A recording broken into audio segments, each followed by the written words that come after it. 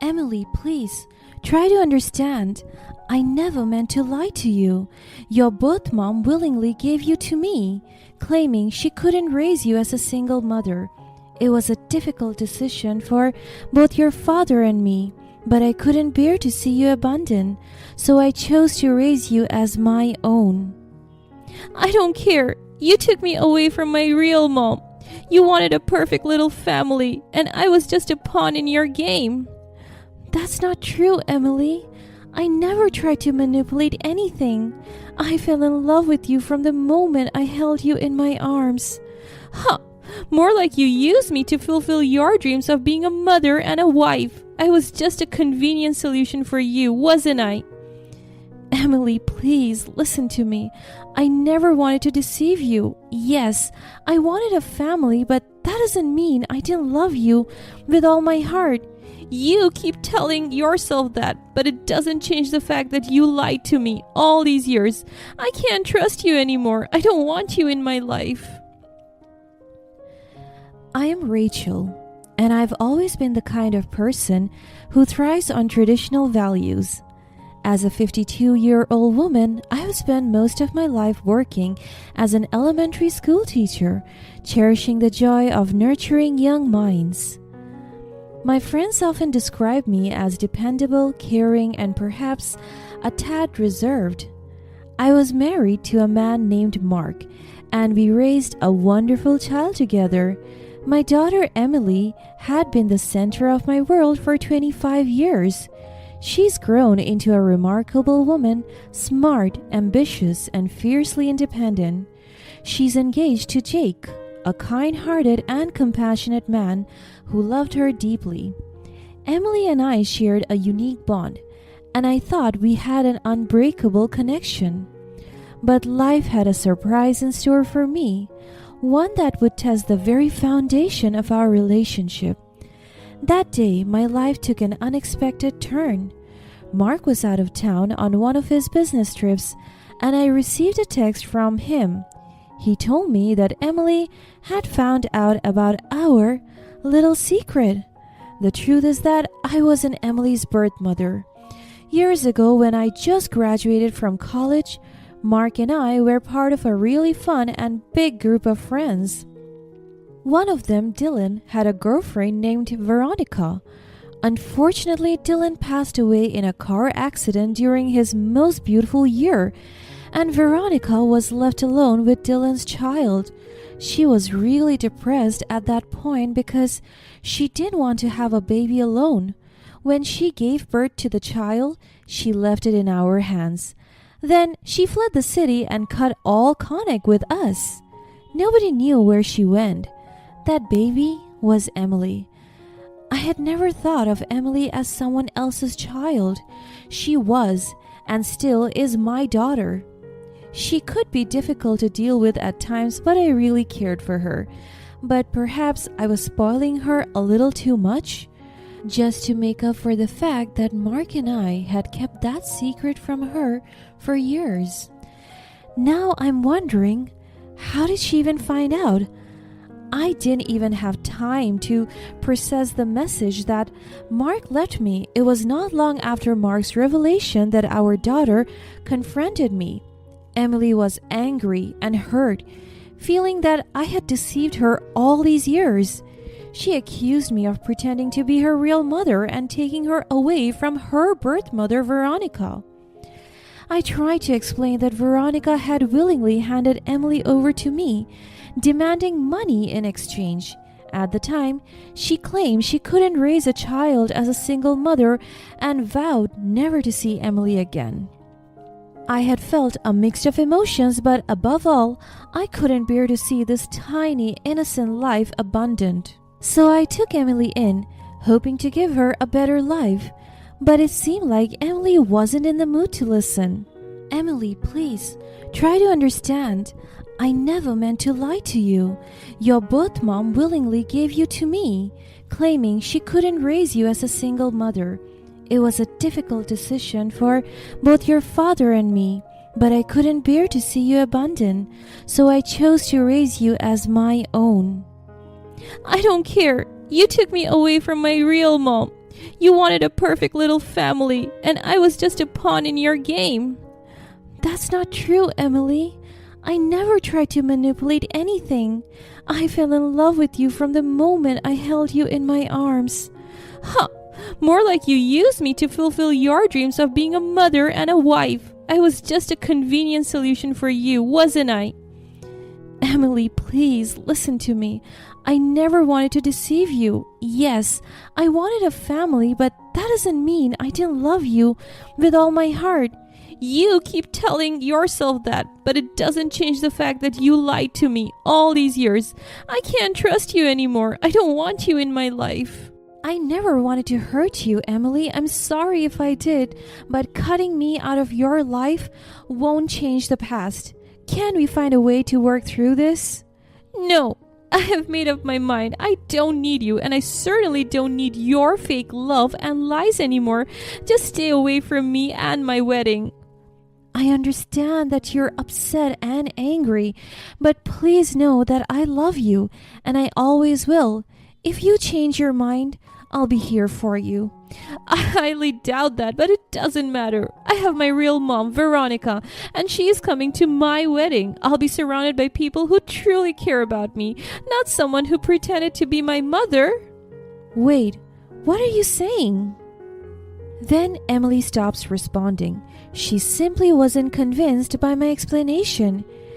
It hurt to hear her say those words, but I couldn't deny that she was right about one thing. I had wanted a family and had hoped Emily would fill the void in my heart. After that conversation, I was devastated by her decision, feeling like I had failed as a mother. I was also overwhelmed. What did she mean when she said that Veronica was coming?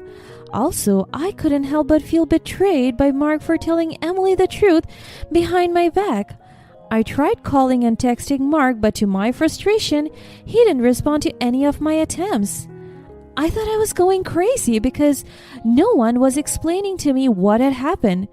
Finally, someone reached out to me with the truth, but painfully, it was Veronica. Well, look who it is.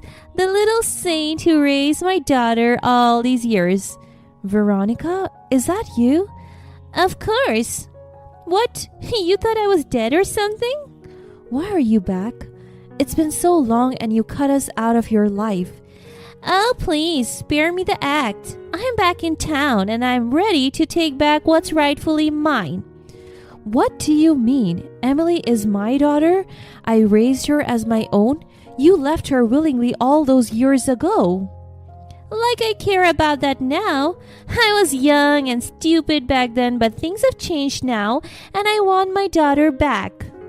You can't just barge in after all this time and claim her like she's some possession.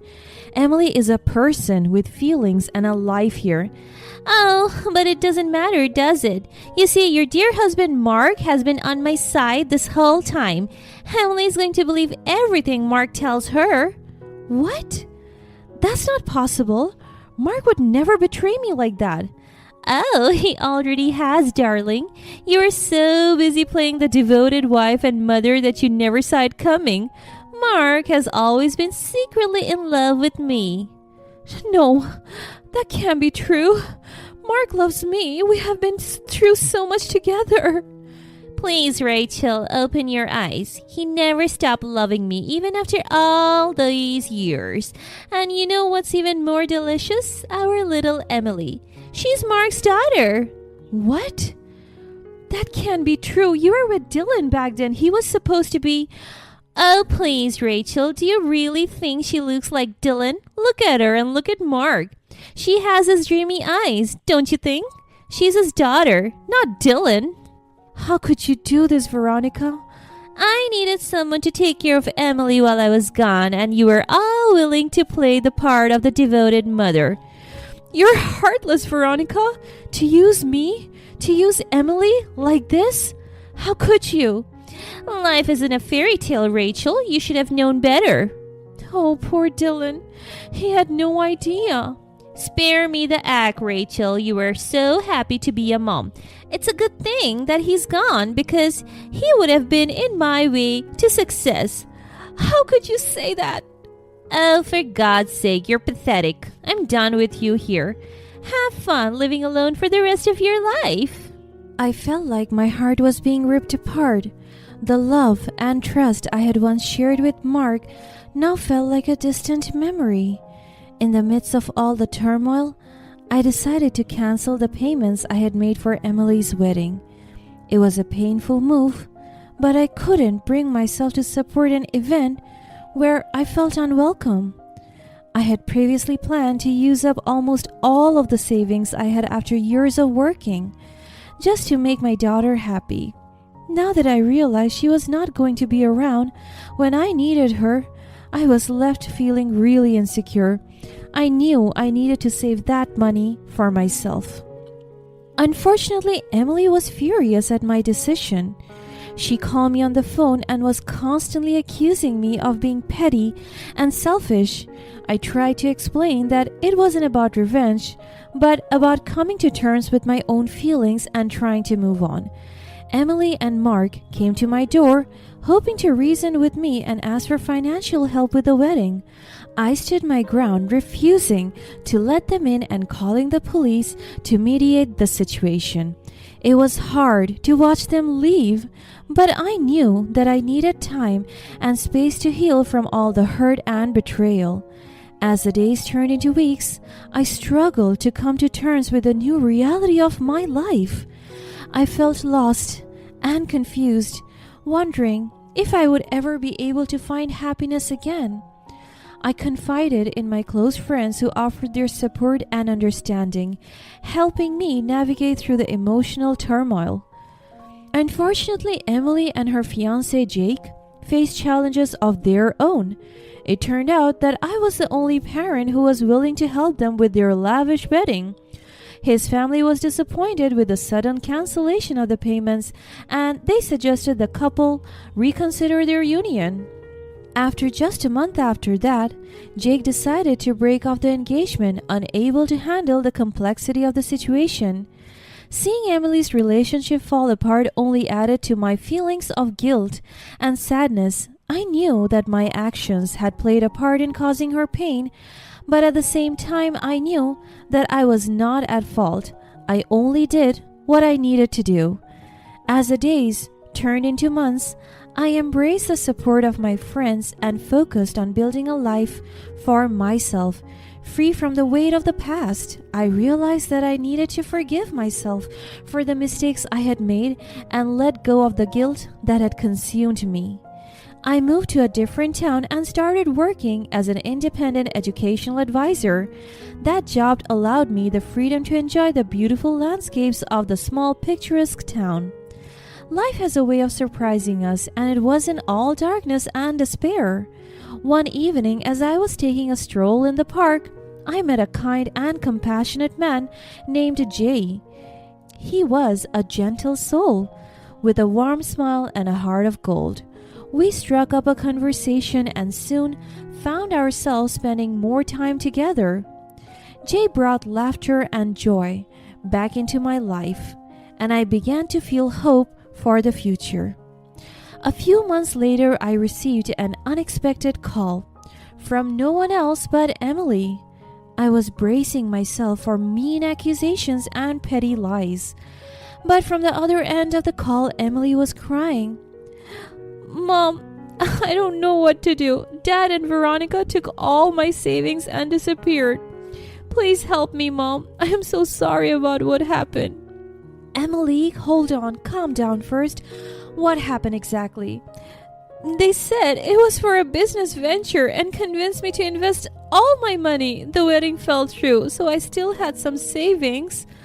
"Oh God, I should have known better, Mom. I trusted them blindly, and now I'm left with nothing. I feel so stupid." "Emily, I'm sorry that happened. I don't know what to say." "I should have seen the signs, Mom. Veronica was always so charming and convincing. I wanted to believe in them, and now they have left me with nothing, not even a penny." "Okay, tell me, when did you last talk to them?" "I don't know, a few days ago. God, I feel like such a failure." "Okay, I'll call the police, alright? Just try to stay calm. We'll figure this out. I don't want to burden you, Mom. You've already done so much for me, and now I'm causing more trouble. I'm so sorry about what happened. I feel like everything is falling apart. Alright, Emily. We can talk about us later, but right now we'll figure this out, okay? Okay. My heart pounded with a mix of anger and determination. I couldn't let Mark and Veronica get away with what they had done. Jay came to my rescue just when I needed it the most. His connections in the airline business proved invaluable as he discovered that the treacherous duo was planning to catch a flight abroad. I knew I had to act swiftly, so I immediately called the police. With Jay's help, we provided them with all the information we had gathered about Mark and Veronica's plans. The officers assured me that they would do everything possible to stop them from fleeing the country. It was a race against time as Jay continued to gather updates from his contacts in the airline industry. I couldn't help but feel a glimmer of hope knowing that someone had my back during this harrowing ordeal. The weight of the betrayal and deceit crushed me, but I knew I had to remain focused on bringing them to justice.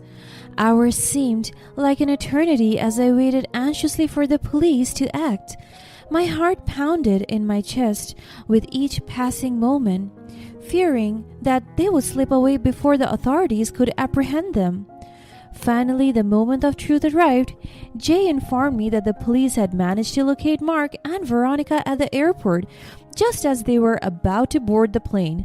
A sense of relief and satisfaction washed over me, knowing that justice was served. With the police in control, Mark and Veronica were taken into custody. My hands trembled with a mix of emotions as I thanked Jay for his support. His love had proven to be a lifeline during this nightmare. As the news of their arrest spread, I felt a mix of emotions. Part of me was furious at their audacity and heartlessness, while another part of me was grateful for the swift intervention of the police. Knowing that they were behind bars, unable to harm anyone else, brought a sense of closure to the painful chapter of betrayal. In the days that followed, I focused on helping Emily heal from the emotional wounds caused by her father's betrayal. Over time, Emily and I started to rebuild our relationship. We had honest and heartfelt conversations, sharing our pain and regrets. Emily admitted that she had been overwhelmed by her emotions and that she had acted impulsively in the heat of the moment. She came to appreciate the love and care I had given her over the years and see that my intentions had always been genuine. She painfully admitted to me that she was acting like a spoiled brat, and she learned the lesson the hard way. She profusely apologized and promised to try and be a better person. As for me, I found love and happiness with Jay. We built a life together filled with laughter, love, and acceptance. He accepted me for who I was, embracing both my past and present. With Jay by my side, I finally found the peace and contentment I had been searching for all along. Who would have thought I found the love of my life in my 50s? Life had thrown me a curveball, but I had learned to navigate through the storm and find my way back to happiness. My journey was far from easy, but it was worth every tear shed and every painful moment endured. In the end, I emerged stronger, wiser, and grateful for the second chance at love and family. As I reflect on my life now, I realize that we can't always control the events that unfold, but we can control how we respond to them. I chose to embrace forgiveness, love, and hope, knowing that they're the keys to unlocking a brighter future.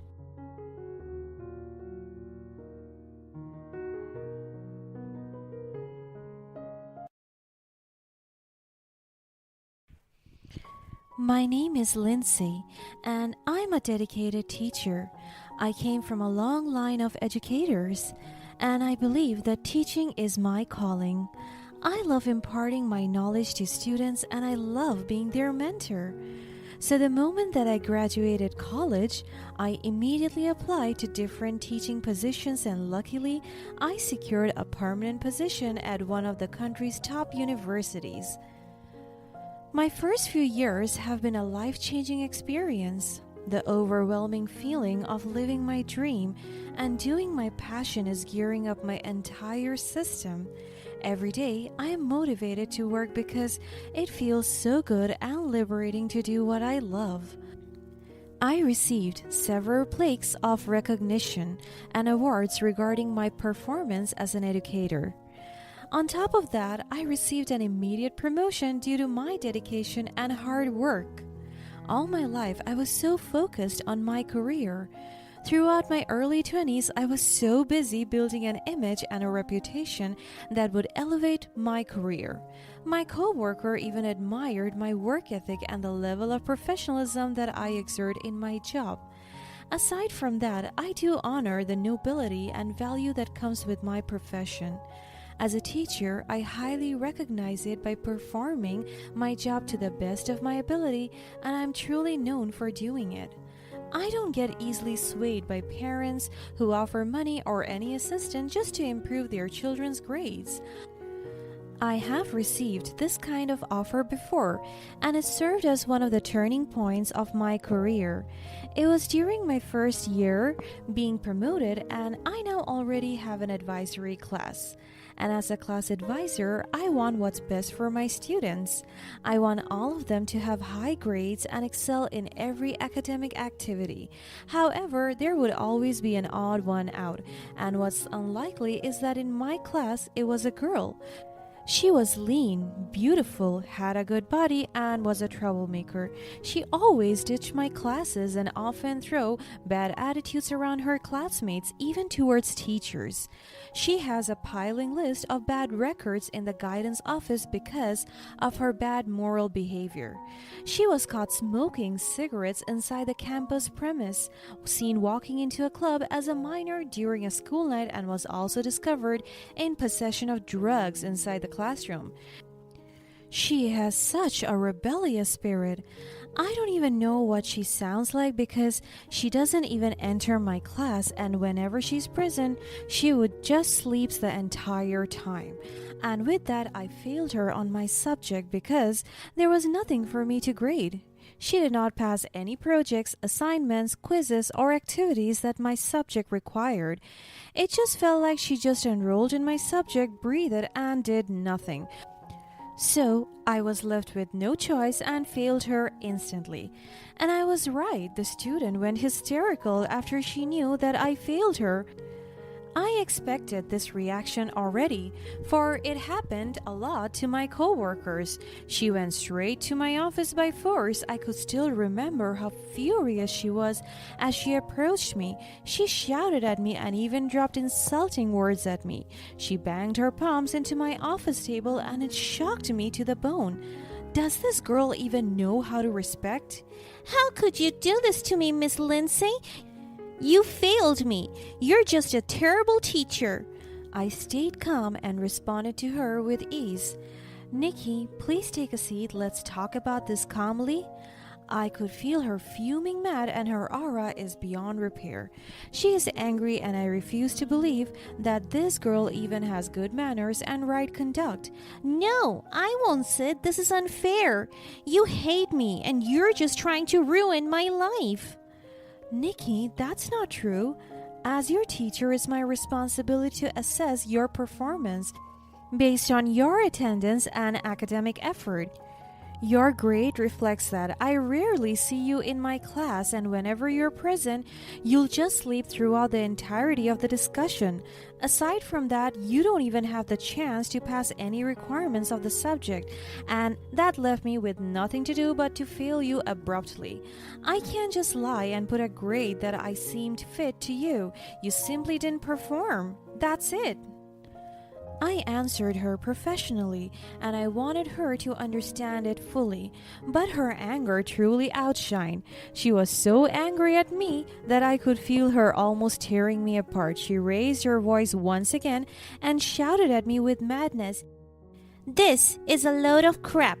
You're just out to get me. You probably have it out for all the students who don't worship the ground you walk on. You're unfair, you're stupid, you think you're just perfect. Just look at you, your life is boring. I was taken aback by what she said. It pained me to the core, but I remained composed and dealt with her professionally. Nikki, I treat all my students fairly, but I can't give you a passing grade when you barely show up for class and neglect your assignments. She rolled her eyes. Oh, look at Miss Lindsay, the perfect teacher who thinks she's better than everyone else. You think you're so high and mighty? Nikki, I'm not perfect, but I take my role as a teacher seriously. I want to see all my students succeed, including you, but that requires effort and commitment from your side as well. She went raging in madness again. Save your self-righteous speeches. You're just a pathetic, bitter woman who can't stand it when someone challenges you. A younger woman, perhaps, like me. Just admit that you are insecure because I'm young and beautiful unlike you, an aging whore. I wanted to slap her, but I controlled myself. I don't want to be the losing party here. I just took a deep breath and controlled myself again. Nikki, I understand that you're upset, but using hurtful words won't change your grade. I'm here to help you if you're willing to put in the effort. Oh, like I need your help. I will make sure everyone knows what a terrible teacher you are. You won't last long here. Just wait and see. I hope you'll consider your approach, Nikki. Spreading rumors and using harsh words won't solve anything. I want to see you succeed, but I can't do that for you. It's up to you to take control of your education. She stormed out of my office, leaving me shaken by her outburst.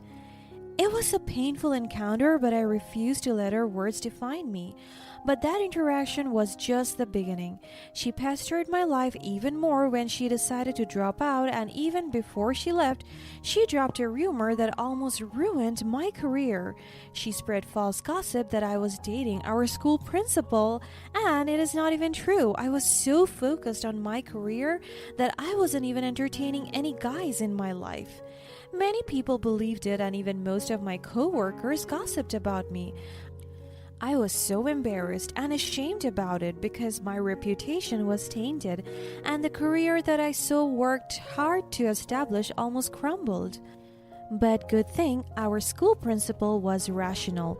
He announced to everyone that the information was a lie and it was just degrading gossip meant to ruin me. After that, I tried my best again to build my reputation and elevate my career until I met my husband, George. We dated for a year until we decided to join hands in marriage. Our life was perfect together. Never have I ever imagined that I would marry someone as loving as him. But my life was turned upside down when I discovered that my husband George was cheating on me. Our marriage had always seemed solid, but the signs were there. Late night phone calls, secretive behavior, and a distance between us that grew by the day. My gut feeling told me something was amiss, and unfortunately, I was proven right. And imagine, we are just in our second year of marriage. He grew distant towards me and he seemed cold when it comes to his treatments. And then some of his co-workers told me that he's seeing a young girl at the bar and he would invite that girl to their parties and trips. I was so devastated because they even emphasized that the girl was only 18 years old. She was pretty and seductive. I wanted to confront my husband, but I needed more evidence so that I could freely throw my anger at him with no hesitation. But he did me a favor because one day George dared to bring home his mistress. My heart sank as I saw her and I had to hold back tears of anger and hurt. But as I looked at her more closely, something clicked in my memory and my anger turned into disbelief. Nikki was none other than a student I had taught in high school, the same girl who almost destroyed my career and reputation. It was Nikki. My heart almost skipped a beat as I saw her clinging to my husband's arm. Years ago, she was just in my class. She rarely attended my lectures because, as you all know already, she had a reputation for being a troublemaker and spreading malicious rumors about teachers she didn't like, which happens to be me. And yes, that was one of the most unfortunate events of my career. I became one of her targets when she accused me of having an affair with the principal, which nearly led to me losing my job. But still, I managed to prove my innocence and bounce back even better. But the damage had been done, and it haunted me for a long time. Now, fate had brought Nikki back into my life, and I saw an opportunity for revenge. My husband wanted me out of his life because he doesn't like me anymore because I looked like a scarred, wrecked, homeless woman. George, how could you do this to me? I never thought you would betray me like this. I don't want to hear it, Lindsay. You're overreacting as usual. Overreacting? George, you brought your mistress into our home. How can you expect me not to react? It's not like we had a perfect marriage. You were always too busy with your teaching and never made time for us. I felt a sudden sting in my heart. This pains me to the core. I loved my job, George, but I always made time for you and our family, and now you're blaming me for your affair? It's not just about that, Lindsay. You're always so uptight and controlling. It's exhausting being around you, and look at you, you're ugly. Even comparing you to Nikki is an insult on her part. You're a mess. I fought back my tears from falling. Is that why you cheated? To escape from me? Maybe it was. Nikki makes me feel alive and free. Something you have never been able to do. And besides, she's sexy. Just look at her. Just then, Nikki chimed in, adding fuel to the fire. Oh, poor Lindsay, acting like she's some kind of saint. You're nothing special, you know.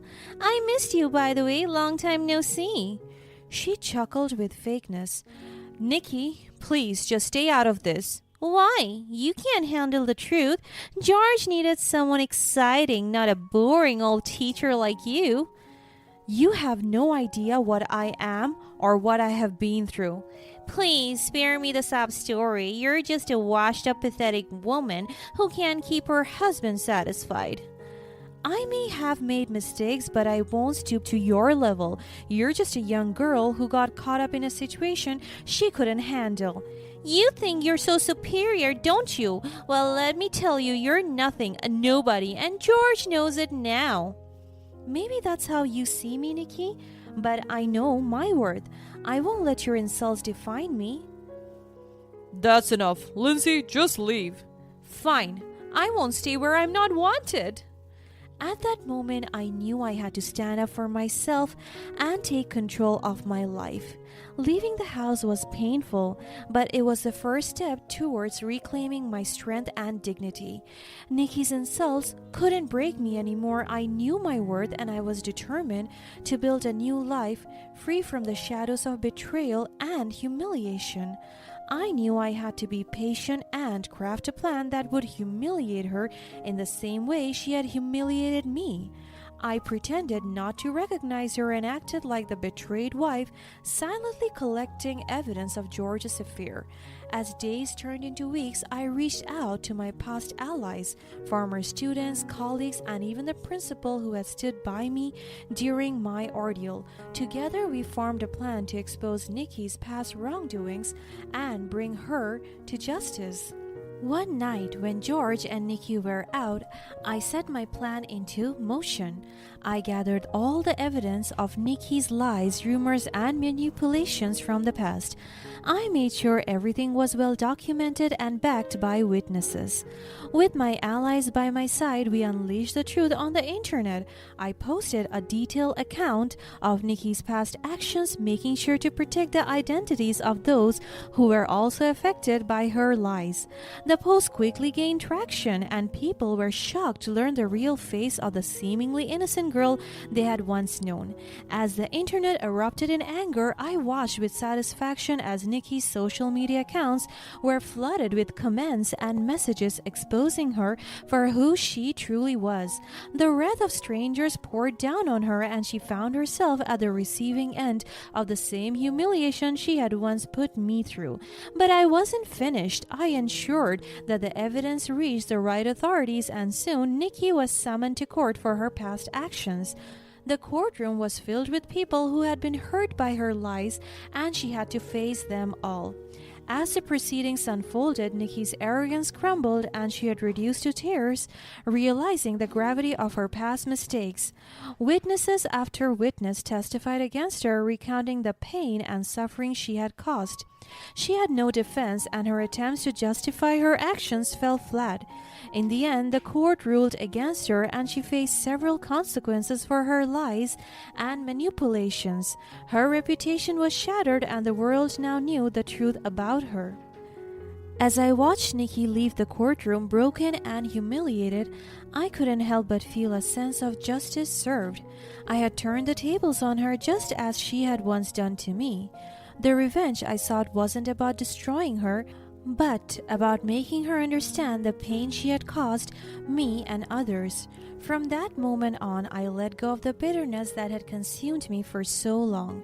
My husband's betrayal no longer defined me, and Nikki's presence in my life became nothing more than a distant memory. I had risen above it all, stronger and more resilient than ever before, and the sweet taste of revenge had given way to a sense of closure and peace. The aftermath of my revenge on Nikki had far-reaching consequences that extended beyond our personal lives. The public exposure of her past wrongdoings served as a cautionary tale for others, showing them that actions have consequences, and lies and manipulations can come back to haunt you. Nikki's downfall also sparked conversations about the importance of empathy and understanding in the age of social media. People began to realize the power and responsibility that comes with the ability to share information and opinions online. The incident became a case study for educators, parents, and teenagers alike, prompting discussions about the impact of cyberbullying and the importance of digital literacy. However, amidst the discussions and reflections, I remained focused on my healing and growth. I channeled my energy into my teaching, determined to make a positive impact on the lives of my students. I created a safe and nurturing environment in my classroom, fostering open communication and encouraging my students to be kind to one another. Over time, my reputation as a caring and dedicated teacher spread beyond the school. I was invited to speak at educational conferences where I shared my experiences and the lessons I had learned from the ordeal with Nikki. My story became an inspiration for others who had faced similar challenges and struggles. As for George, the consequences of his actions caught up with him as well. His infidelity led to the dissolution of our marriage and faced backlash from his peers and colleagues for his betrayal. The shame and guilt he carried served as a constant reminder of the pain he had caused, and he was forced to confront his demons. In contrast, my life took a positive trajectory. I found new love and support in unexpected places. A kind and understanding colleague became a pillar of strength for me, and our friendship blossomed into a deep and meaningful relationship. With him, I found love, trust, and the joy of a fresh start. My revenge had come full circle, transforming from a quest for humiliation to an opportunity for growth, redemption, and understanding. The experience taught me that revenge was a hollow victory, but seeking empathy, compassion, and personal growth brought about true healing. As I reflected on my journey, I realized that the true triumph of revenge was not in bringing someone else down, but in rising above the hurt and transforming it into positive change. I had shown Nikki the consequences of her actions, and in return, I had discovered my strength and resilience. Life continued to unfold with its ups and downs, but I faced enough challenge with newfound wisdom and grace. My story became an inspiration not just for my students and colleagues, but for anyone who had experienced betrayal, humiliation, or the desire for revenge. In the end, my revenge was not about seeking humiliation for the antagonist, but about finding the strength to rebuild my life and make a difference in the lives of others. And in that realization, I found a sense of peace and fulfillment that surpassed anything revenge could ever offer.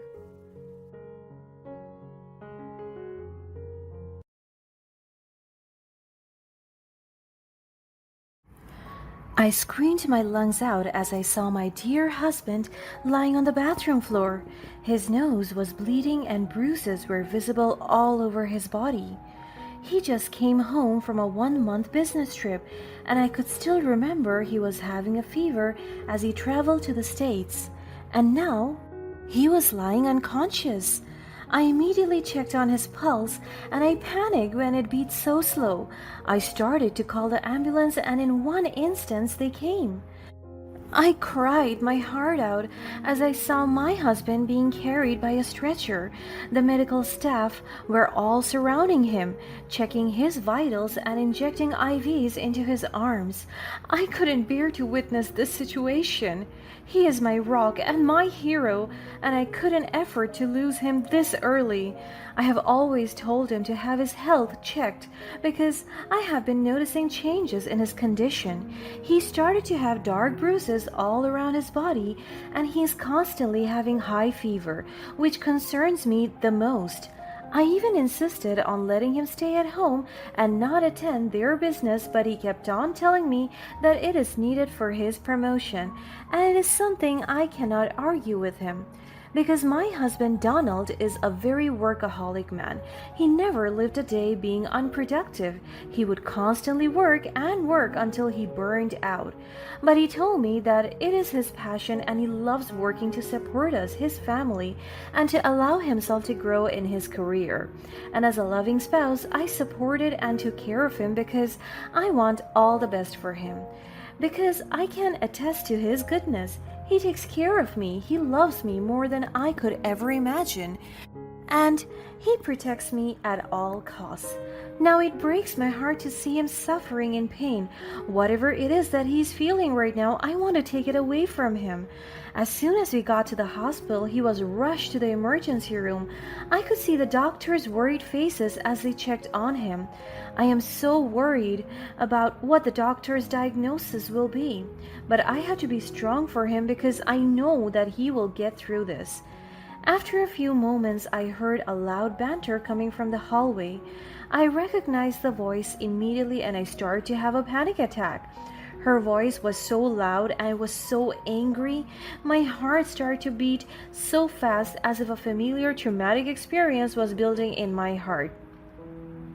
The voice started to become more audible until I saw her. My mother-in-law, Sheena, with my sister-in-law, Lori. Both of them are heading in our direction, mad and frustrated. As soon as Sheena saw me, I could tell that her face fumed with madness. She came near me and slapped me so hard that the impact echoed throughout the hallway. Everyone gasped, all their heads turned towards us and started to murmur. My cheeks numbed in pain. My sister-in-law Laurie slapped me on the other side again, and this time people started to gather around us. "What happened to my son? What did you do to him?" I could feel my head throbbing and the burning sensation on my cheeks. I couldn't believe they were asking me this question. I didn't do anything. Liar! My brother got hospitalized because of your responsibility. That is not my fault. You knew all too well that I played my part as his wife. Oh, do shut up, witch. If anything happens to my son, I will blame you for everything. She rolled her eyes at me and proceeded to walk towards the reception area again. She kept on asking about the operation. All eyes were fixed on me. I feel so ashamed of what she did. I was so helpless, and it felt like everyone in the room was judging me. Then I heard Lori whispering to her mother. It was not even a whisper to begin with. Mom, what will happen now? I still have to go to Bali to meet up with my boyfriend. Donald is in a critical condition. All of their money will be used in his operation. Laurie depicted a frustrated and panicking reaction. My heart breaks from what I heard. The two of them are always controlling our finances. My mother-in-law and sister-in-law both feel like they're living a billionaire's life as they lavish and use our hard-earned money for their good. That is why my husband has to constantly work day and night just to sustain and provide for their curated lifestyle. And now they still have the guts and audacity to think about themselves and to use the money intended for my husband's recovery? They are more than selfish. Don't worry, love, we will make a way. You will get to Bali and meet the love of your life. I fear for my husband and his condition. This has happened before as well. When I needed money for the injury that I acquired at work, my husband was out on another business trip at that time, so my mother-in-law had control over my husband's credit card instead of me because she insisted on doing so. That's why I wasn't able to get admitted immediately because I wasn't able to pay for my therapy. I begged her to help me and to give me some money because, after all, it is my hard-earned money. I worked hard for it and she will just have full control over it? I felt so helpless because she even threatened to hurt me if I told my husband about my injury. And then I discovered that Sheena allowed Lori to use all the money for her birthday party. They threw out an extravagant and glamorous party using my money while I was fighting for my life in the hospital.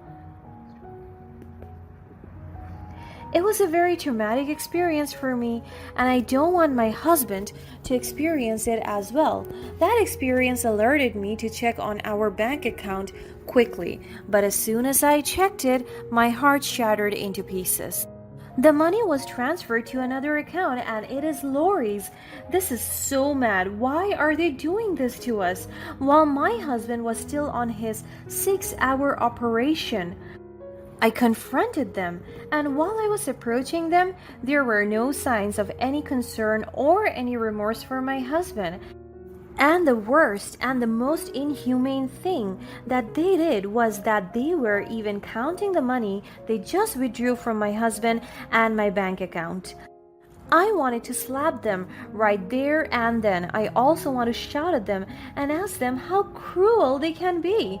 They are ruthless and insensitive. It feels like they have no love for their family, their blood, and everything makes sense because there was a time when I overheard them talking about Donald being an adopted child. They don't see Donald as he is, a loving son and a kind person. They have always mistreated him, tormenting him that adopting him was a bad idea because they blamed him for the reason why their family was broken. After all, Sheena's husband divorced her, but it is due to her bad attitude, and Donald has always been so sickly since birth. Now, as we grow older, he has a different illness, and I struggle to provide him with the care he deserved because our limited resources were being squandered by my selfish sister-in-law and enabling mother-in-law who indulged their every whim while my husband suffered. Their insatiable desires left me helpless, unable to give Donald the best possible care. It was a constant reminder of how little I mattered in their eyes. And look at this right now, it got worse. I feel so sorry for my husband. I want to fight for him. I approached them and asked for the money they stole. Yes, they stole it. I will label it like that.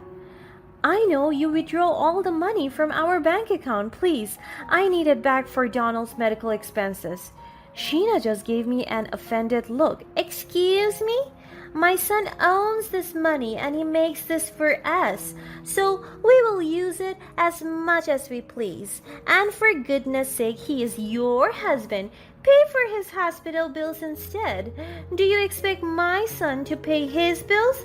What's your role then? I closed my eyes to contain my anger.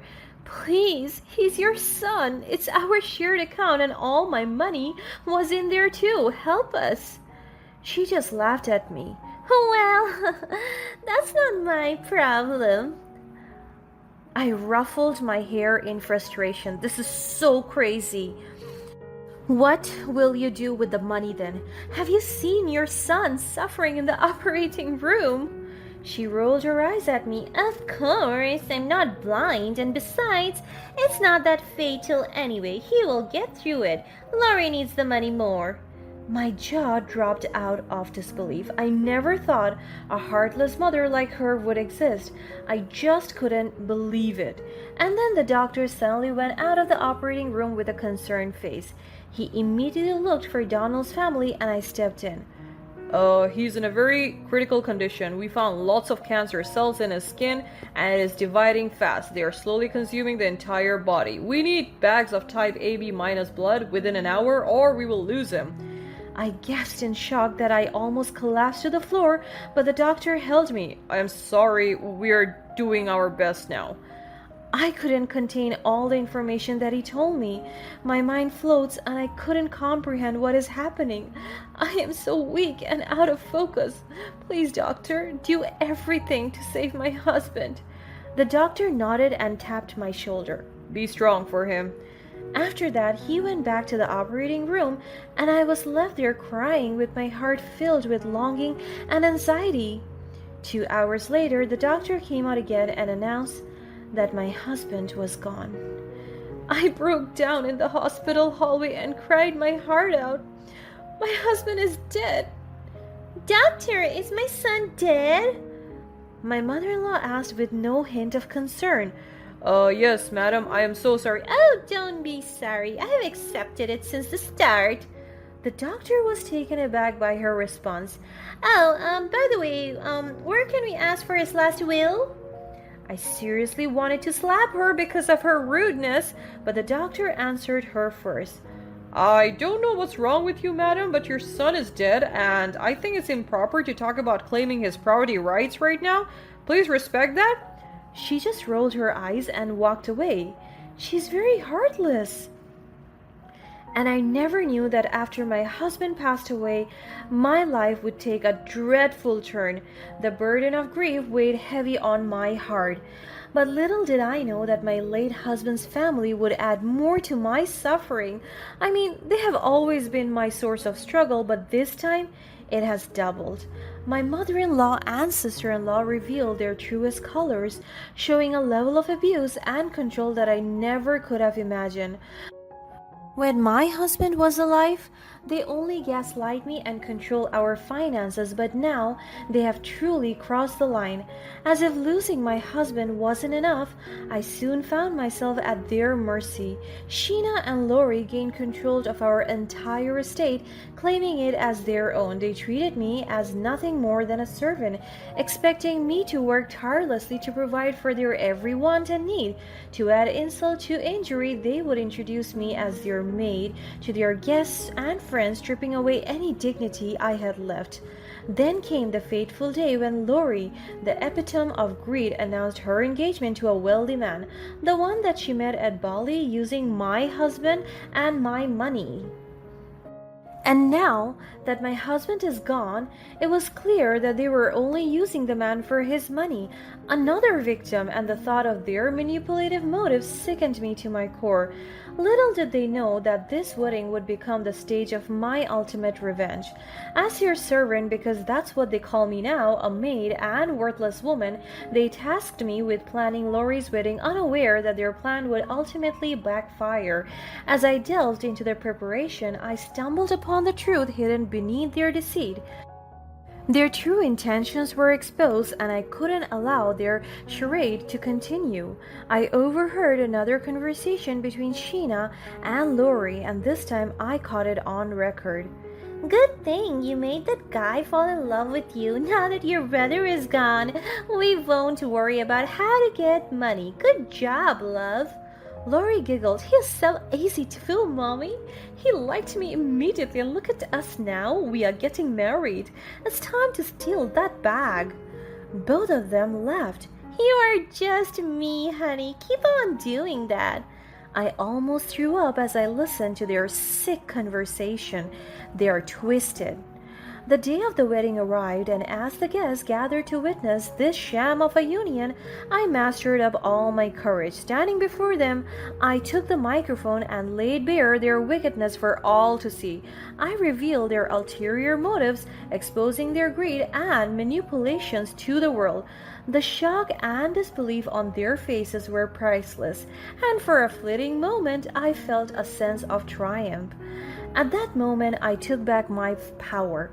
I refused to be their slave, their money-making machine. I had suffered enough at their hands, and it was time for them to face the consequences of their actions. The revelation at the wedding party marked a turning point in my life, where I reclaimed my dignity and vowed to never allow anyone to mistreat me again. As the echoes of my words reverberated through the room, I saw the facade of my mother-in-law and sister-in-law crumble. Their carefully constructed world of lies and manipulation came crashing down, leaving them exposed and vulnerable. From that day forward, I vowed to live my life on my terms, free from their toxic influence. While the pain of losing my husband will forever remain, I am grateful for the strength and courage that emerged from the ashes of my suffering. I became the protagonist of my own story, refusing to be a pawn in their game any longer. And as I walked away from that wedding party, head held high, I knew that my revenge had been served. Walking away from the chaos and deceit that had consumed my life for far too long, I felt a renewed sense of purpose. No longer would I allow myself to be controlled and abused by my manipulative in-laws. I had taken a stand, exposing their true nature to the world, and it was a liberating feeling. In the aftermath of the wedding, I began to rebuild my life. It wasn't easy, as the scars of the past still lingered, but I was determined to create a future for myself that was free from their toxic grip. I sought support from friends and sought therapy to heal the emotional wounds that had been inflicted upon me. As time passed, I regained my self-confidence and rediscovered my worth. I focused on my well-being, nurturing my physical and mental health. I found solace in activities that brought me joy, and gradually the shadows of my past started to fade away. The legal battle that followed was arduous, but necessary. I fought tooth and nail to reclaim what was rightfully mine. With the help of a skilled attorney, I channeled the unjust claims my mother-in-law and sister-in-law had made on our property. It was a lengthy process, but justice prevailed, and I regained control over my husband's estate. The court victory not only restored my financial security, but also served as a powerful reminder of the strength I possessed. No longer would I allow myself to be pushed around and taken advantage of. I had learned the importance of standing up for myself and asserting my rights. Through this journey, I discovered my resilience and capacity for growth. I channeled my experiences into advocacy work, supporting others who had faced similar hardships. I became a voice for those who had been silenced, sharing my story and shedding light on the dark reality that many endure behind closed doors. As the years went by, my relationship with my late husband's family remained strained. While I harbored no ill towards them, I had made the conscious decision to distance myself from their toxicity. I focused on surrounding myself with a chosen family, individuals who uplifted and supported me unconditionally. Looking back, I realized that the wedding had catalyzed change. It was a turning point that set me on a path of self-discovery and empowerment. The revenge I sought wasn't about inflicting pain upon others, but rather about reclaiming my own life and finding peace within myself. Today, I stand tall, a survivor who has emerged from the depths of despair. The wounds of the past may still be visible, but they no longer define me. I have grown stronger, wiser, and more resilient than ever before. My journey continues, and as I forge ahead, I carry with me the lessons learned from the darkness. I embrace each new day as an opportunity to create a life filled with love, compassion, and authenticity. And in doing so, I honor the memory of my late husband, finding solace in the knowledge that I am living a life true to myself on my terms.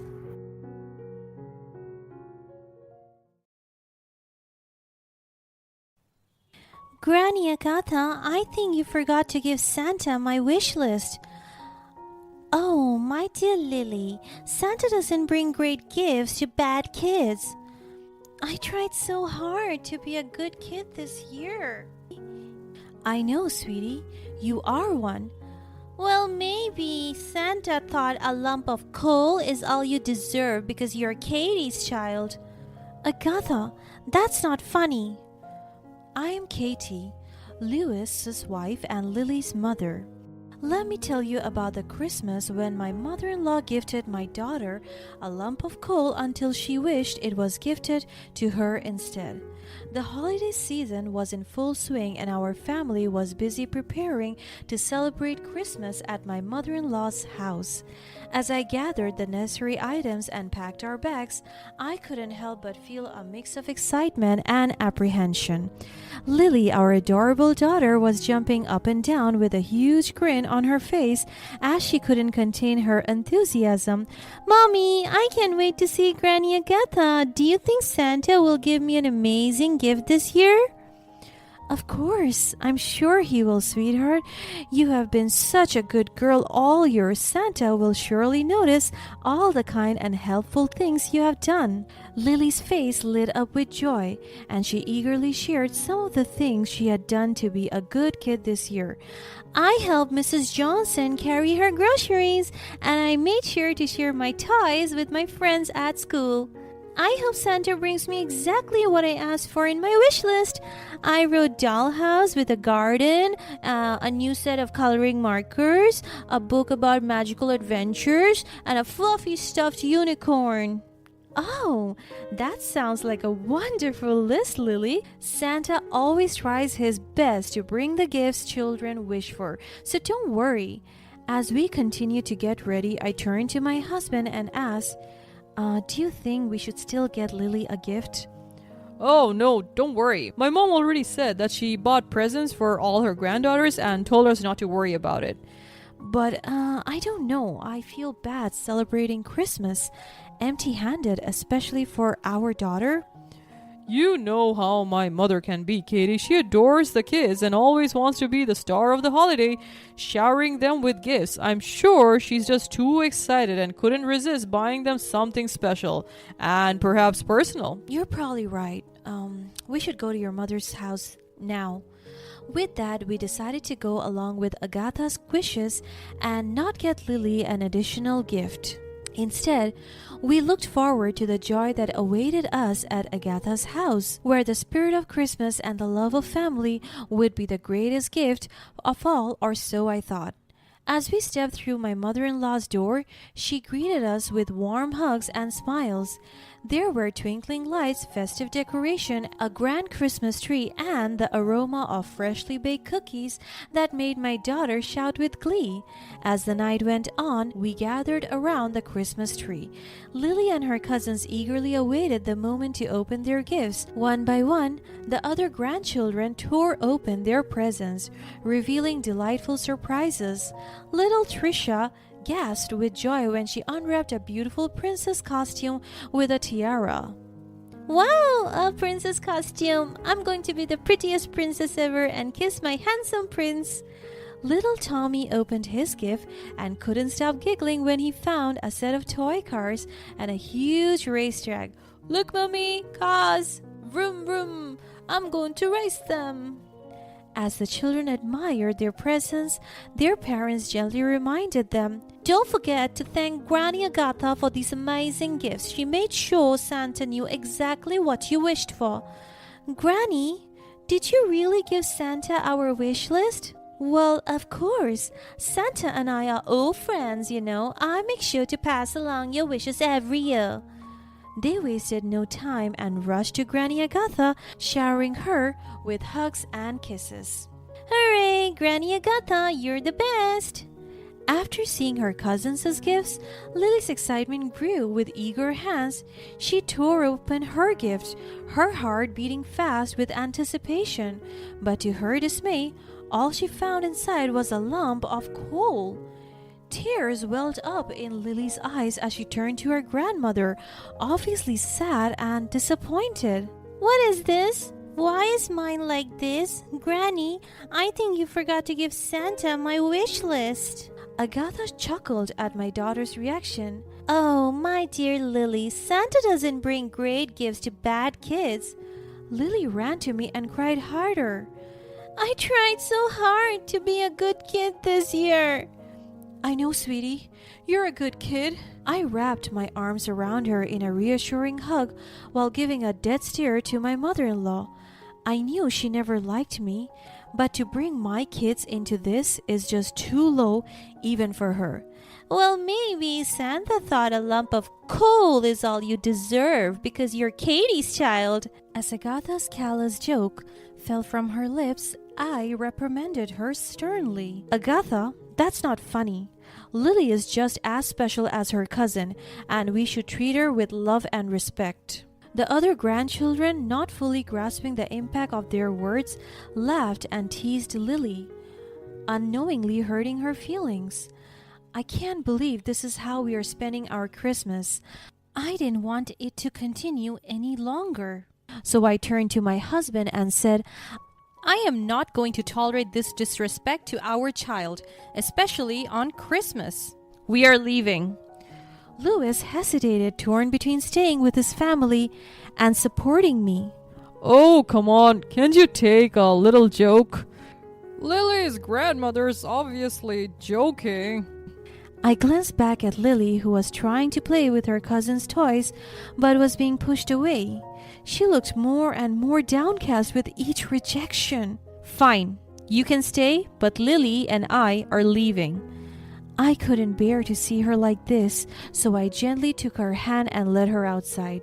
Leave that lump of coal behind, sweetheart. You don't need to carry it with you. But it's from Santa. Maybe if I keep it, he will see that I'm a nice kid and I'll get a better gift next year. I smiled at her resilience and decided to let her keep it as a reminder of her kindness. I knew that this experience had left a mark on her, so I decided to turn things around towards a more positive light. We went to a nearby mall so I could give Lily some gifts to make up for that disappointing gift from her grandmother. All right, my little elf, let's find some special gifts just for you. As we were about to put loads of toys in our cart, the snow started to fall heavily, causing a snowstorm. We took a peek out the window and saw how the streets were covered in a thick blanket of snow. It was clear that we wouldn't be able to go home anytime soon, but to our relief, the mall had a power generator and the stores remained open. Meanwhile, back at Agatha's place, the power outage had plunged the house into darkness. All the appliances were electric, and with the power gone, they had no means of cooking or keeping the food fresh. This is a disaster. The food is going to spoil, and there's nothing we can do. Maybe we can find some candles or something to at least have some light. What a mess! And on Christmas Day of all days? Back at the mall, Lily and I were enjoying the Christmas spirit with games and laughter. The people who were stuck inside the mall with us decided to make the most out of it and turned it into an impromptu Christmas party with games and activities for the children to enjoy. Lily's eyes lit up with excitement as she saw a group of kids gathered for a sack race. The mall staff had used large plastic bags and the children hopped around inside them, giggling and cheering each other on. The kids were so cute, wobbling their way towards the finish line. The mall staff continued to surprise everyone with a makeshift art and craft station where kids could create Christmas-themed decorations and a friendly face painting booth that transformed little ones into snowmen, reindeer, and elves. It was heartwarming to see the joy and camaraderie among the children despite being strangers only moments ago. A stark contrast to what Lily felt with her supposed family a while ago. Looks like we have stumbled upon a winter wonderland, haven't we, Lily? Yes, Mommy, this is so fun and I want to keep playing. As the snowstorm raged outside, the temperature inside Agatha's house continued to drop. The children huddled together for warmth, their little faces growing paler with each passing moment. Granny Agatha, it's so cold. The fire in the fireplace is burning out. Can't you see that the power is out? We don't have any way to heat the house. Stop whining. We're all suffering. But I'm freezing. Can't you do something, Granny Agatha? I gave the last of the coal to Lily, and there is no more wood for the fireplace. There's nothing I can do. Now keep quiet. The children's cries of discomfort and frustration echoed through the house, and Agatha's patience began to wear. Agatha rushed to find her phone, dialed my number, and anxiously waited for me to pick it up. But there must have been issues with the phone reception due to the snowstorm, so it went to voicemail. Katie, it's me, Agatha. Please come back and bring the lump of coal with you. It's getting really cold here, and I don't know what to do. I need you and Lily. I'll make it up to her, I promise. I'll buy her the biggest and most expensive toy there is. The coldness in Agatha's house seemed to intensify. The children sniffed, but they continued to shiver in the cold, with cries even louder than before.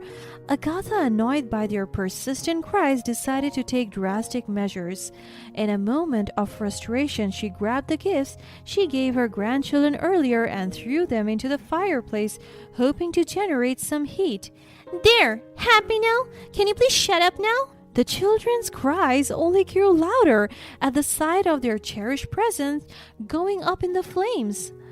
Agatha's attempts to bring warmth to the house had backfired, and she regretted her impulsive action. What have you done, Mom? You ruined our gifts. Why did you do that, Grandma? I hate you. The children continued to cry, feeling upset and disappointed by the loss of their gifts. Agatha realized that her anger had only made things worse, and she wished she could turn back time and handle the situation differently. For Lily and I, we received a pleasant surprise. The mall manager recognized the inconvenience caused by the weather and wanted to make Christmas memorable despite the circumstances. So he decided to spread some Christmas cheer by giving gift certificates to all the children stuck inside the mall. Ladies and gentlemen, we know the weather outside is frightful, but we want to make your time here delightful. As a special treat, we are giving all the children gift certificates to our toy store. Let's bring some joy to this snowy day. The mall manager handed out the gift certificates, and Lily clutched hers tightly in her hands. Look, Lily, you get to buy a toy from the toy store. Really, Mommy? Can I get anything I want? Yes, sweetheart, anything you want. Lily led me to the toy store where the options seemed endless. Lily's mind was buzzing with the possibilities as she carefully considered her choices. I want something really special, something big and magical. She explored the aisles, looking at the dolls, action figures, and games, but nothing quite captured her imagination like the display in the corner of the store. Mommy, look! It's the ultimate adventure castle! It's huge! And it has knights and dragons and secret passages. Can I get that? Oh, Lily, it's amazing. Are you sure that's what you want?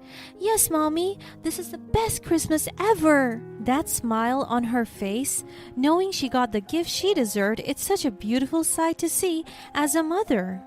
Back at Agatha's house, the atmosphere had grown literally and figuratively cold. I'm so sorry, kids. I didn't mean to hurt you or ruin your Christmas. It was all a mistake. I wish I could do something to make this better. Agatha's heart sank as she saw the pain and disappointment in her grandchildren's eyes. The once warm and loving relationship she had with them had now turned icy cold. They no longer ran to her with open arms, seeking her comfort and affection. Instead, they gave her the silent treatment, avoiding any interaction with her. Uncle Lush, Granny Agatha said we would have a great Christmas, but it's awful. I hate it here. Yeah, We're freezing and hungry, and she's the reason why. I don't want to see her or even talk to her anymore. Agatha's heart broke as she witnessed the extent of the hurt she had caused. She felt like the Grinch who stole Christmas, but in her case, she had unintentionally stolen her grandchildren's joy and excitement. As the snowstorm finally subsided, I noticed the missed voicemail on my phone from Agatha. Without a second thought, I bundled up Lily and rushed over to Agatha's house. When we arrived, the house was still cold and dark. Lily took the lump of coal and handed it to me. Mommy, can we put this in the fireplace? Maybe it will help Grandma. I smiled at my daughter's kind heart and placed the lump of coal in the fireplace. As the flames flickered to life, the warmth slowly returned to the house.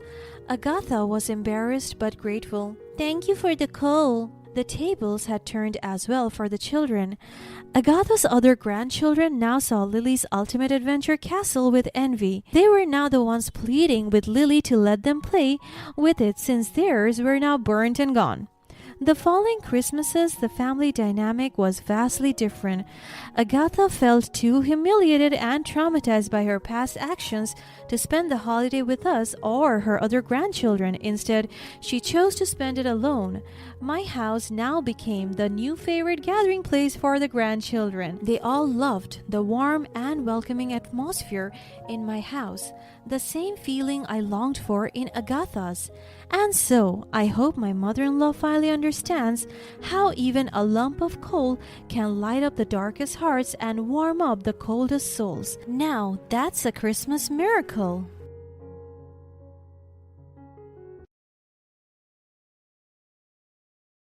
I am Nina, and I have always dreamed of living a simple life with my husband and children. On top of that, since I was young, I have always been so optimistic about my life. I always wanted to live a life that is full of adventure yet simple and peaceful, and I want to spend it intimately with the family that I wanted to build with. My parents are my rock, and I have seen how they embody a life of adventures and simplicity. I grew up filled with their love and support, and I am determined to build a family that feels warm and safe, just the same as the family that I have growing up. So when I met my husband Denver, I knew that he's the man that I am down to build this life with. Back when we were dating, we shared the same principles in life, and it same goes today. We both love traveling, trying new things, and still enjoy the calmness of a simple lifestyle. For us, that is what we call balance. I love him to the core, and my family loves him as well. But on his end, it's quite different. His mother, Lucia, never showed affection nor even a hint of likeness to me. She often talks to me with no respect, as if she would just straight up say to my face, "I don't like you for my son," and it does feel that way. Her actions towards me are terrible. She made me feel uncomfortable during their family gatherings and even refused to address me by my name and only called me that girl. It hurts because I'm trying my best for her to like me, but no matter how hard I try, she still hates me. I would often hear her talk bad about me to their relatives whenever my husband, who was my boyfriend at that time, would invite me to their family gatherings, which happens often. I heard her gossiping about me with Denver's aunt in the kitchen. I was about to fetch some fresh fruits in the pantry when I decided to eavesdrop. She's so grim. Whenever she was at our house, the atmosphere would go dark immediately. She has that bad vibes that annoy me, that make me want to smack her face out. I mean, just look at her. What a dull woman. My heart felt a sudden sting. It pains me so badly as I listen to the way she describes me. Oh, don't say that. She's a sweet child. Denver's mother laughed so hard, mocking his aunt. Are you joking? There's nothing sweet about that girl. She's tasteless and ugly, and her style is a piece of rubbish. I wonder where my son met her. At first I thought of her as poor and living on the brink of poverty. Denver's aunt heaved a sigh. I don't know what you are talking about, but I don't see her that way. Well, I only want what's best for my son, and that girl will only bring him to tragedy. I prefer my high school best friend's daughter more. That lady has more class than that dumb-looking whore named Nina. I could feel my tears falling and my heart numbing in pain. I heard footsteps coming and it was Denver's aunt coming out, so I quickly hid in the bathroom before she saw me. I have always been so good to Lucia. I never disrespected her, even though she always does that to me. Because I know that she is Denver's mother, and out of my love for her son, I would still choose to respect her. That conversation got imprinted in my head. It tormented me for how many years, and it stemmed out my insecurities and heartaches. I never told Denver about it because I don't want to cause any trauma. Nevertheless, his mother's disapproval of me didn't stop us from continuing our relationship. Denver and I were engaged and his mother has nothing to do about it. And after months of preparation, we got married. He promised me that he will never let his mother hurt me again as we were building our own family from now on. But little did we know, Lucia has been planning to stay with us. She convinced her son to let her stay at our place, and because of Denver's soft heart, he agreed. And to me, that is a wrong decision. But I didn't even try to argue because I don't want to sound like the bad guy here, so I compromised and welcomed her to our humble abode. I thought now that I am Denver's wife, everything would be better, but it gets worse. Ever since I married her son and she moved in with us, I sensed that Lucia harbored a deep-rooted animosity towards me even more, and it is more intensified than it was before. She never hesitated to belittle me in front of others, criticizing everything from my appearance to my abilities as a wife and mother. Her words were like poison, slowly corroding my self-esteem. Look at you, pretending to be a mother. You're nothing more than a burden on my son and my grandchildren. I bet they would be better off without you. I was taking care of my eldest daughter because she was having a fever and my mother-in-law decided to drop her insults again. I am so done with all her shit. So I remained silent, holding back tears and just focused on my child. You can't even handle simple tasks. It's no wonder my son has to go on business trips to get away from you. You're a failure as a wife and mother. And look at my granddaughter. She's sick because you weren't able to take care of her. You're a worthless mother. She clicked my head with her pointed finger. She even grabbed my hair because she was so angry at me. But I just took a deep breath and tried to maintain my composure. You think I don't see how you struggle? You're pathetic. I raised my son better than this. I bite my lip, refusing to give Lucia the satisfaction of a reaction. You're a stain on this family's reputation. I don't know how my son could have chosen someone like you. You're a worthless whore, dumb and stupid. I closed my eyes momentarily, trying to block out the hurtful words, but I could feel the tears slowly forming in my eyes. If it weren't for those kids, I would have thrown you out long ago. You're nothing but trouble. I would want you out of our lives. I remained silent as I continued brushing the warm towel on my daughter's forehead. I just focused on the love I have for my children, finding strength in their presence. Until she grabbed my chin and harassed me. Look at me, you idiot! Do you want me to take out your eyeballs? You are lucky my son provides for you. Otherwise, you would be on the streets begging for scraps. I took a deep breath, knowing that my restraint is the best way to protect my children from further harm. I didn't answer her and I just stared at her. I can't believe you're their mother. They deserve so much better than you. Her grip on my chin was so tight that I was fighting to hold back my tears, and then she let go of me. She went out and opened the door, but as soon as she got out, my 6-year-old younger son was at the door holding his phone, and his face was filled with concern. He immediately ran towards me and hugged me so tight. I wanted to fight back. I wanted to hurt her the way she hurt me, yet, for the sake of my husband and children, I endured her verbal abuse. Yes, children. Denver and I have 2 children now, and imagine the mental and emotional torture that Lucia caused me for almost 10 years now. She would insult, abuse, and mistreat me whenever my husband was not around, and she even dared to brainwash my children, especially the eldest. That's why my eldest daughter hated me for no reason at all. The turning point came when my husband had to travel abroad for an extended business trip, leaving me alone with the kids. It was as if Lucia saw this as the opportune moment to unleash her pent-up hatred and exact her revenge. One evening, she cooked dinner for us under the pretense of reconciling our differences. Yes, she said right in front of me with the words, "I don't want us to fight. I will be better for the family, and I will make it up to you. I am so sorry." I naively hoped that maybe, just maybe, she would soften her heart. But the moment we finished the dinner that she prepared for us and I was completely oblivious to her deceiving plans, her true intentions became apparent.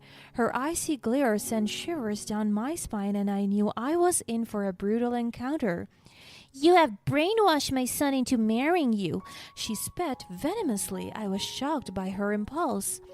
I knew it. I knew she would never soften her heart. She is just ruthless. "You're a disgrace, a worthless addition to this family." As she said those words, my eldest daughter, whom she brainwashed, nodded her head in agreement. Her cruel words wounded me deeply, but I tried to stand my ground. I didn't want to show her how much she hurt me, but my efforts were in vain. "Please, Lucia, enough with this." She just laughed at me and rolled her eyes. "Why? Because it is true? You're nothing but a speck of dirt in our lives. Your children hate you, and my son will never come back for you. You're a loser clinging to life." "That is not true. Our family is stronger than you ever think.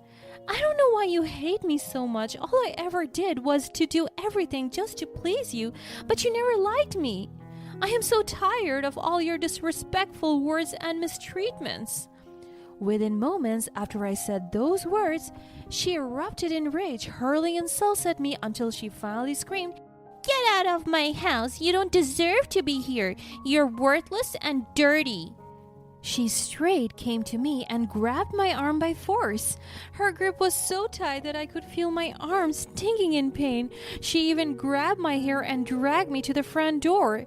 In tears, I pleaded with her, begging her to reconsider, but she was relentless. She pointed to the door and shoved me towards it, demanding that I leave immediately. "I want you out of here. You think you're brave? Then show it to me. Go live in that dark world and fight for your life, you idiot."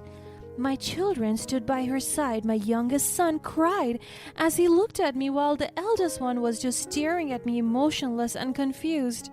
With a heavy heart, I took my children's hands, but Lucia stopped me. She pushed me away, and I stepped out into the cold night. "You will never see your children again." My youngest child screamed in tears, while my eldest also started crying as well. My heart broke as I saw them screaming for my name. "Lucia, please, don't do this."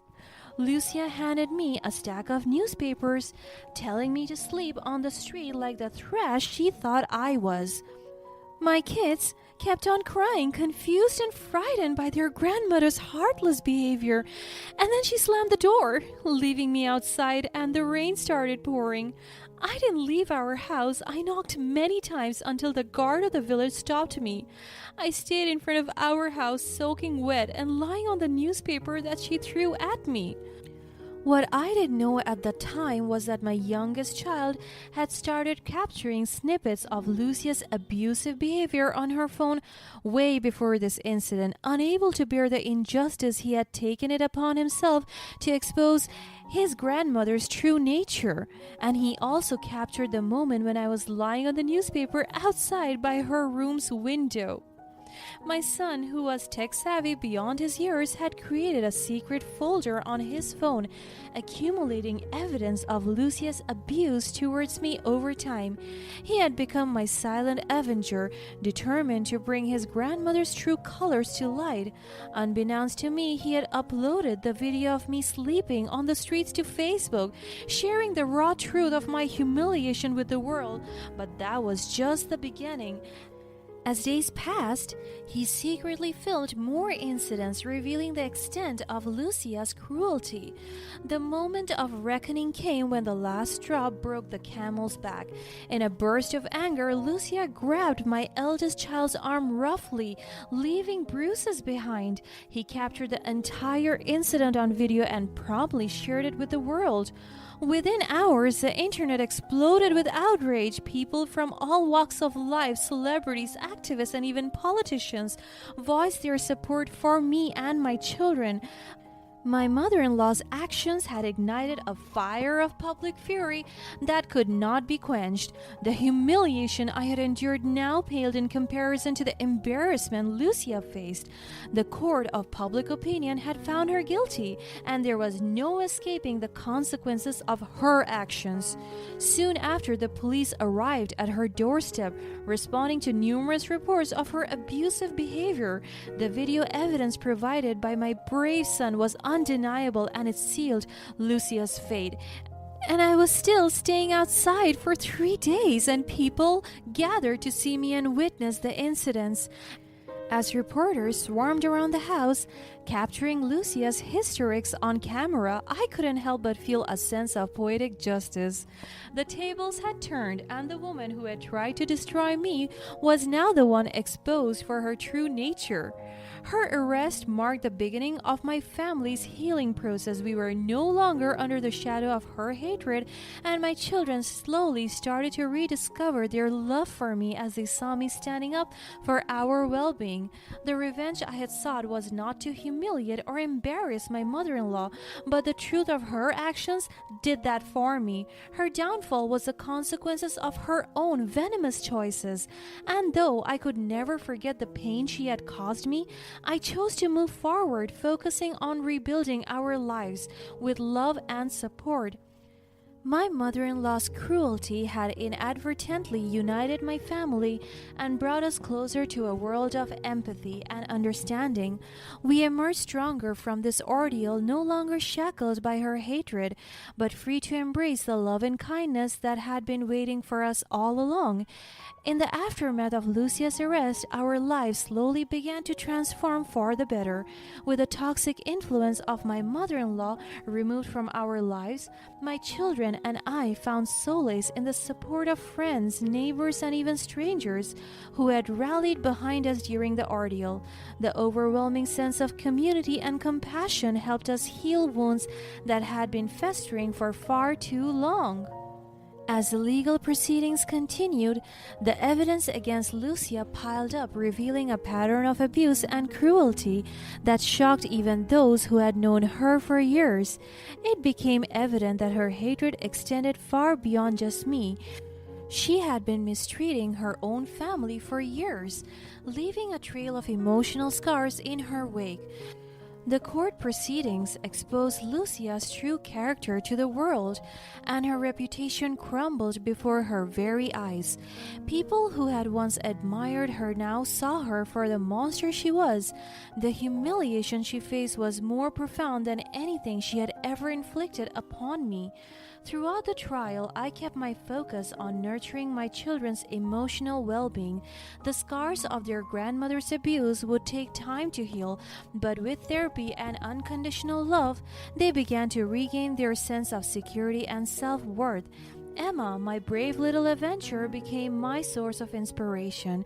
Her strength and resilience showed me the power of a child's love and the courage it takes to stand up against justice. Despite everything, I chose to maintain empathy rather than sink to Lucia's level. As her life spiraled out of control, I couldn't find it in my heart to take pleasure in her downfall. Instead, I wished for her to realize the consequences of her actions and hopefully seek redemption and change. In the months that followed, Lucia's trial concluded with a conviction, and she faced the penalties for her abusive behavior. She was mandated to undergo counseling and attend anger management classes. Additionally, a restraining order was put in place to protect my children and me from any further harm.